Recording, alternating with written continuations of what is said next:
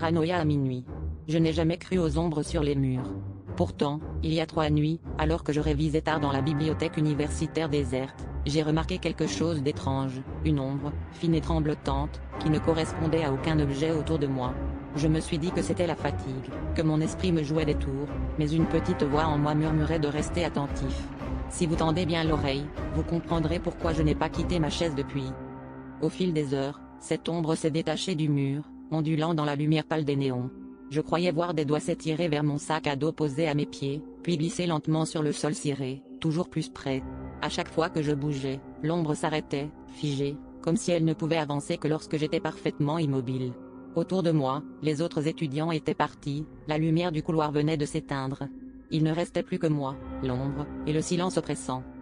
Je me suis figé, espérant que l'ombre disparaisse, mais elle a continué d'avancer, millimètre par millimètre. Dans mon dos, j'ai senti un souffle glacé, comme une brise venue d'un autre monde. L'heure tournait, minuit approchait, et je me suis souvenu brusquement de la rumeur que j'avais entendue durant la semaine d'intégration. Ici, personne ne reste jamais seul après minuit. Tu risques de ne jamais sortir, m'avait dit un ancien, en plaisantant. Maintenant, la blague me semblait beaucoup moins drôle. Lorsque l'horloge a sonné minuit, l'ombre s'est dressée derrière moi, prenant la forme de mon propre corps, mais le visage tourné vers le mur. J'ai tenté de crier, mais aucun son n'est sorti de ma bouche. À cet instant, j'ai compris pourquoi la bibliothèque se vidait chaque soir avant que la nuit ne tombe complètement. Et pourquoi, à partir de ce moment, personne ne reverrait mon ombre à la lumière du jour.